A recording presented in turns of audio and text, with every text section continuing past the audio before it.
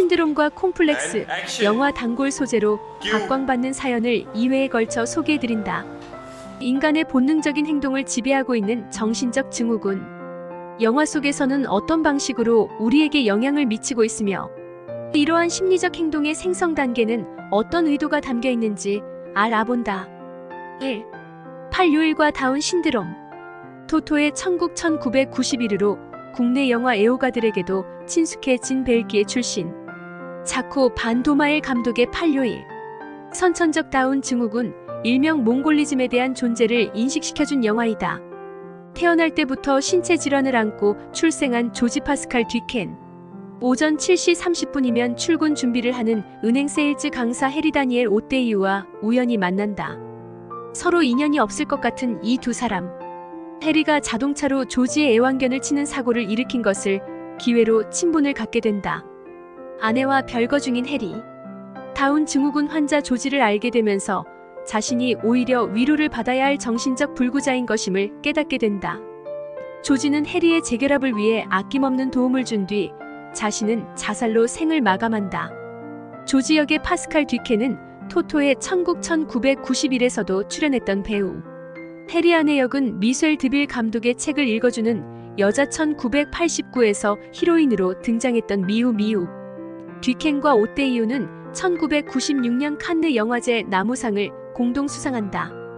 유럽 공개 당시 장애자가 정상인들에게 일깨워주는 진정한 인간의 사랑의 의미를 담은 작품이라는 호평을 얻어냈다. 조지가 앓고 있는 다운 신드롬은 염색체 이상으로 생기는 정신박약의 한 가지, 몽고증이라고도 한다. 정신박약아 중 약 5에서 10%를 차지한다. 지능 장애가 뚜렷한 것이 특징. 신체적으로는 팔요일의 조지 얼굴 모습에서 알 수 있듯이 얼굴은 널쩍하고 가는 눈꼬리가 위로 치켜 올라가는 특이한 증세를 나타내는 신체 질환이다. 1866년에 의학자 다운이 처음 발견했다. 발견자의 이름에서 차용해 다운 신드롬으로 정신의학계에 전해져 내려오고 있다. 영화 스탕달 신드롬 주제로 활용된 스탕달 신드롬. 유럽 스타일의 공포, 스릴러 전문 감독 다리오 아르헨토의 스탕달 신드롬. 이색문화 현상을 살펴볼 수 있게 한 작품이다. 강간 전담반 소속 여영사 안나아시아 아르헨토. 두 여성의 잔인한 살인으로 이어진 연쇄 강간범 흔적을 추적하면서 플로렌스를 방문하게 된다. 호텔에서 범인 행적에 대한 제보를 받은 안나. 미술관에 걸린 브루겔의 신비한 이카루스의 비행을 보고 강렬한 충격으로 정신을 잃고 쓰러진다. 안나가 겪게 되는 심리적 공황 상태가 스탕달 신드롬. 현상의 유래는 적과 흙이라는 대표작을 남긴 프랑스 작가 스탕달에서 파생됐다. 1817년 스탕달은 산타 크로체 교회에 진열이 된 미술작품을 관람을 한 뒤 전시관 계단을 내려오는 도중 심장이 뛰고 무릎에 힘이 빠지는 특이한 경험을 한다. 특이 증상을 치료하는데 근 1개월이 걸렸다는 이야기가 전해지고 있다. 감수성이 예민한 사람들이 뛰어난 예술품을 감상한 나머지 받은 흥분감에서 생긴 현상이라는 지적을 받는다. 고전 미술품을 전 세계에서 가장 많이 보유하고 있는 피렌체에서는 수많은 관광객들이 이와 유사한 증상을 집단적으로 걸려 시달렸다는 보고서가 입수된다. 정신심리학자들은 이 같은 현상을 최초로 느낀 작가 스탕달 이름에서 따와 스탕달 신드롬이라는 명칭을 부여한다. 심리학자들은 스탕달 신드롬은 환자들에게 의기소침, 피해 망상, 자아 상실, 정서, 혼란 등의 증상을 일으킨다고 발표한다. 증상을 겪는 사람들을 조사해보니 20대에서 40대 연령층에서 발병률이 가장 높았다. 독신자나 2명에서 5명 정도 소그룹 여행객들에게서 특히 빈도가 높게 나타났다는 임상 결과가 발표된다. 스탕달 신드롬이 세계 심리학계의 특이한 현상으로 정식 보고된다. 피렌체시 당국은 관광객 감소를 염려해 치료비로 수만 달러를 쾌척하는 치유책을 내놓기도 했다. 그렇지만 각국에서 이태리를 찾는 관광객들은 이 현상을 일과성 증상으로 여겨 그리 심각하게 여기지 않고 있다는 반응도 제기됐다. 3. 미녀와 야수와 엘렉트라 콤플렉스. 어여쁜 공주가 주술에 걸린 흉측한 괴물과 사랑을 나눈다는 미녀와 야수. 뮤지컬, TV 드라마, 영화, 애니메이션 등 다채로운 장르로 공개될 정도로 각광받고 있는 동화이다. 1946년 프랑스 장콕도 감독이 처음 영화화한다. 1963년에는 에드워드 L. 칸 감독이 조이스 테일러와 마트 다몬을 출연시켜 대중들의 호응을 얻어낸다. 1987년 유진 마너 감독의 미녀와 야수, 상인의 딸인 미녀 레베카 드 모네이, 부치뇨시 그레이버의 감성적인 괴물 존 사베지 지키고 있는 성 안에 죄수로 갇히게 되자 괴물에게 접근해 사랑을 나눈다. 이런 행동을 통해 부친을 위험으로 벗어날 수 있게 한다는 내용을 담아 호평을 받았다. 1991년 월트 디즈니사는 장편 애니메이션으로 공개해 뮤지컬 이상 가는 감동을 심어주었다는 호평을 얻는다.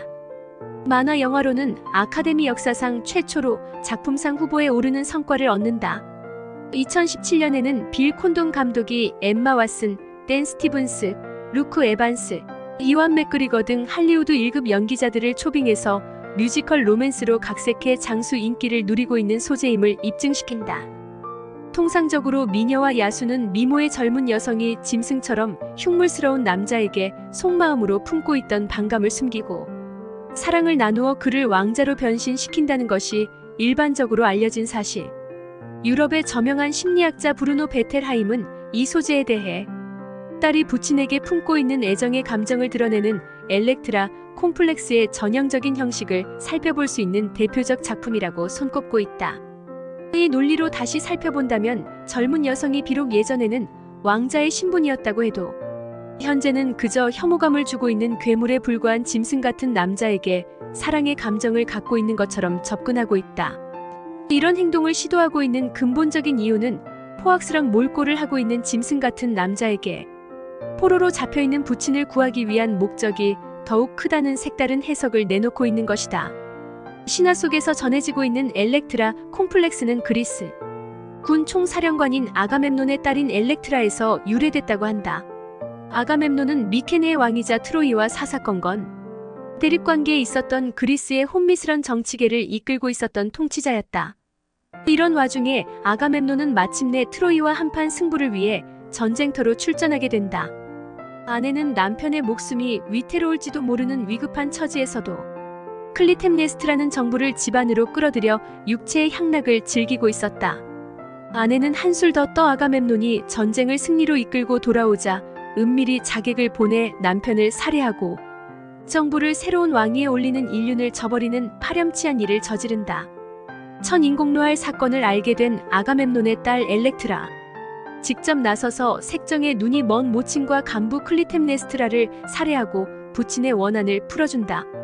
탄생 비화를 갖고 있는 엘렉트라 콤플렉스는 딸이 친부에게 느끼는 무의식적인 성적, 욕망을 가리키는 용어로 널리 알려지게 된다. 이러한 감정의 근간이 바로 미녀와 야수 기본 줄거리를 이루고 있다는 것이 심리학자들의 작품 해석이다. 4. 돈 주안과 카사노바 신드롬.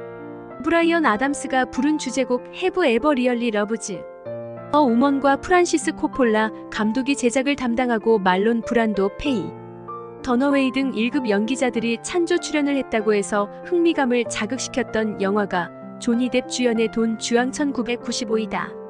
무려 1,000여 명에 달하는 여인을 유혹했다는 이 시대 최고 로맨티스트 돈 주앙을 자처하는 청년. 단 한 명의 여인으로부터 실현당했다는 이유로 빌딩 옥상으로 올라가서 자살 소동을 벌인다. 정신 나간 짓을 벌이려는 청년의 심리 상태를 조사하기 위해 경찰은 은퇴한 정신과 의사 미클러 말론 브란도에게 10일간의 시간을 주면서 상담역으로 초빙한다. 10일이라는 시간 동안 돈 주앙을 자처하는 청년은 묻 여성들과 얽혀 자신이 살아온 21년 동안의 달콤하고 격정적인 경험을 털어놓기 시작한다. 돈 주앙은 소설, 음악, 오페라 소재 등으로 활용되면서 다채로운 예술 장르의 맛을 전달해 주었던 인물. 돈 주앙의 탄생 배경에 대해서는 정확히 알려진 것이 없다. 일반적으로 스페인이나 이태리, 포르투갈 출신 중 하나라고 알려져 왔다. 문학가 중 영국 시인 바이런은 돈 주앙이 수많은 여성들에게 둘러싸여 펼쳐냈던 뜨거운 사연을 세련된 시어로 표출해 돈 주앙이 대중적 인기를 모으는데 삼파역을 한다. 음악 신동 모차르트는 돈 조반니에서 지옥의 불에 떨어지면서도 돈 주앙이 일부에서 제기하는 자신의 도덕적 타락에 굴복을 하지 않는다는 것을 설정시켜 당당한 플레이보이라는 인상을 심어주게 된다. 두 작품의 공통된 특징은 돈 주앙이 여러 여성들을 단번에 사로잡을 수 있는 탁월한 유혹의 힘을 갖고 있는 인물로 그렸다는 점을 들 수 있다. 다른 장르 예술가들도 돈 주앙이라는 대상에 대해 난폭함을 철저히 배제하면서 시종 친절함과 여성들의 마음을 사로잡는 유려한 말투를 소유하고 있는 인물로 묘사해 오고 있다. 세월을 초월해 돈 주앙의 강력한 인상이 남아있는 것은 그가 머리가 희끗희끗하고 육체가 노쇠한 초라한 인생 말년을 맞기 전에 가장 싱싱한 젊은 시절 응징의 대가로 뜨거운 지옥불로 떨어져 최후를 맞았다는 점. 이런 결말이 열정의 남성으로 남아있게 한다는 견해도 제기되고 있다. 버라이어티지를 비롯해 타임 등 해외 저명 매스컴에서는 돈 주앙은 우리가 타성에 젖어 살아왔던 구질구질하고 평범한 삶에서 벗어날 것을 충고하고 있다. 영화를 보면서 우리는 돈 주앙이 여성에게 탐닉하지 않고 여성들을 사로잡기 위해 마치 노예처럼 봉사하는 태도는 삶의 열정을 배울 수 있는 한 가지 방법이라고 알려주고 있다는 다소 거창한 평을 게재한다. 심리학자들은 돈 주앙 이야기가 지금도 대중예술계의 소재거리로 등장을 하고 있는 것은 대부분 남성들이 갖고 있는 카사노바 신드롬 때문이라고 진단했다. 돈 주앙 돈 후앙과 카사노바에 대해 혼동을 일으키고 있다. 돈 주앙은 문학 속 주인공이고 카사노바는 18세기 유럽에서 호색적인 연애 사건을 일으킨 실존 인물로 구분되고 있다. 1725년 이태리 베네치아에서 출생한 것으로 전해지고 있는 카사노바. 비천한 환경에서 태어났지만 뛰어난 암기력을 발휘해 독학으로 그리스어와 라틴어, 화학 등을 배운 입지전적인 인물로 기록되고 있다. 17세 때부터 방탕한 방랑벽이 시작돼 이후 근 40여 년간 도박, 술, 여자 등과의 무수한 스캔들을 일으키면서 일세를 풍미했다고 한다. 말년에 약 130여 명의 여자와 관계를 맺었다고 밝혀 남성들의 시기 어린 질투를 받기도 했다. 여성 편력 사는 말년에 공궁에 처한 생활에서 벗어나기 위해 여성들과 펼친 내용을 중심으로 한 자서전을 지필에 12건으로 남겼다. 죽은 지 24년 뒤인 1822년 초판이 발간돼 즉시 베스트셀러가 되는 성원을 받는다. 수백 명 여성에 묻혀 웬만한 군주 못지않는 호사스런 생활을 했던 카사노바는 73세로 영면한다. 그의 행동에서 유래된 카사노바 신드롬은 흔히 연애나 결혼 생활을 지속시키지 못하는 남자 여성에 대해 줄기찬 성적 공격으로 자신의 정체성을 증명시키고 있는 남성 한 여성과 영속적인 관계를 갖지 못하고 철새처럼 이 여자 저 여자 품을 찾아 나서는 남자를 가리키는 용어로 쓰이고 있다. 책임감 없이 순간적인 쾌락에 탐닉하고 싶은 남성들의 속 깊은 속성과 강한 성적 능력을 갖고 있는 남자로 부터 유혹을 당하고 싶어하는 여성들의 심리가 복합적으로 결합돼 돈 주앙 같은 여성 편력 소재 영화가 지금도 흥행가를 석권하는 이유라는 견해도 있다. 5. 귀여운 여인과 신데렐라 콤플렉스. 인정이라고는 눈꼽만큼도 없는 계모. 그녀의 딸에게 학대를 받았던 여성. 죽은 친어머니의 도움을 받아 어느 날 왕자와 결혼을 해보기 영화를 누린다는 동화 속 주인공이 신데렐라.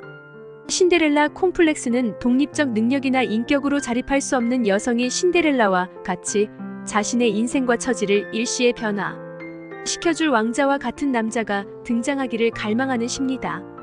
기자 출신 소설가 콜레트 다울링이 1976년 신데렐라 콤플렉스라는 저서를 통해 구체적 사례를 들어 이론화했다. 여성뿐 아니라 남성들의 속성에서도 엿볼 수 있어. 이 신드롬이 반드시 여성들에게만 한정된 경향은 아니라는 해석을 낳게 하고 있다. 이와 같은 사례는 여러 영화에서도 등장하고 있다. 몽고메리 클리프트 주연의 젊은이의 양지 1951, 아랑 드롱 주연의 태양은 가득히 1965, 맷 딜런 주연의 죽음 전에 키스 1991 등 이들 영화에서는 비천한 신분 출신 남자 주인공이 출세와 명예를 얻기 위해 임신한 여자친구를 고의로 죽인다. 친구를 타살하며 쌍둥이 언니를 추락사시키고 동생에게 접근하는 등 파렴치한 일을 벌인다. 모든 악행이 발각돼 법의 심판을 받고 음흉했던 계획이 수포로 돌아간다. 이들 영화들은 실패로 끝난 남성들의 신데렐라 콤플렉스로 파악할 수 있다. 귀여운 여인 1990에 등장하는 창녀 비비안 줄리아 로버츠. 뉴욕 월스트리트에서 수완꾼으로 명성을 날리던 리차드 기어와 일주일간의 계약을 맺고 애인 역할을 해주다 사랑의 결실을 이룬다. 여성이 부와 명성을 갖고 있는 남자를 만나 신분 상승에 꿈을 이룬다는 신데렐라 콤플렉스의 전형적인 과정을 보여준 작품이다. 1996년 국내 극장가에 공개됐던 프랑스 영화 세이에스. 불치병에 걸린 중년의 소아과 의사 남자를 향해 백마 탄 왕자처럼 공경에 처한 자신을 구원해주기를 기원하는 10대 소녀가 열애를 나눈다는 로맨스극. 플레이보이이자 소아과 의사로 일하고 있는 스테판장 위그 앙글라스. 능숙한 화술로 문 여인들을 유혹해 잠자리를 갖지만 진정한 사랑을 느끼지 못해 마음 한구석에는 외로움을 간직하고 있다. 어느 날 밤늦은 귀가 길에 구두 한 짝을 계단 위에 벗어놓고 있는 12살 된 에바 줄리아 마리바를 발견한다. 수학여행을 왔다가 일행과 떨어져 길을 잃었다는 에바 처지에 동정을 느끼며 하룻밤을 재워주게 된다. 이러한 상황은 모두 그녀가 꾸며낸 것이었다. 부친을 잃고 외롭게 성장한 에바. 고의로 스테판에게 접근하기 위해 그가 귀가하는 길목에 있었던 것이었다. 혈전증이라는 선천성 희귀병을 앓고 있는 에바. 스테판은 그녀를 정성껏 치료해준다. 8년 뒤 에바는 이제 음악계에서는 인정을 받는 피아니스트로 변신해 있었다. 피아노 독주회를 끝낸 에바. 그녀와 다시 해우한 스테판. 두 사람은 과거 18살이라는 나이차가 가로막았던 장애를 벗어버리고 사랑의 결실을 맺는다. 세이에스에 나오는 에바도 목숨이 경각에 달린 병을 앓고 있었지만 의사의 도움을 받고 고질병을 치료받게 된다. 경제적인 지원까지 받아 피아니스트로 성공하게 된다. 열악한 환경에 처한 여성이 환상을 가져다줄 남자를 만나길 간절히 원한다는 신데렐라 콤플렉스 현상을 다시 한번 살펴보게 했다. 6. 에덴의 동쪽과 아벨 콤플렉스. 제임스 딘의 반항아적인 기질이 농후하게 담겨 시대를 초월해 사랑받고 있는 작품이 엘리야 카장 감독의 에덴의 동쪽 1955이다. 구약 성서에 전해져 내려오고 있는 카인과 아벨 형제의 에피소드를 차용했다. 성서에 기록되어 있는 카인과 아벨 형제에 얽힌 설화를 살펴보자. 인류 최초 인간 아담과 그의 갈비뼈로 만들어진 여성이 하와. 두 사람은 사탄의 유혹에 빠져 선악과를 따먹고 그 징벌로 아담에게는 가족 부양의 힘겨움, 하와에게는 출산 고통이 숙명으로 주어지게 된다.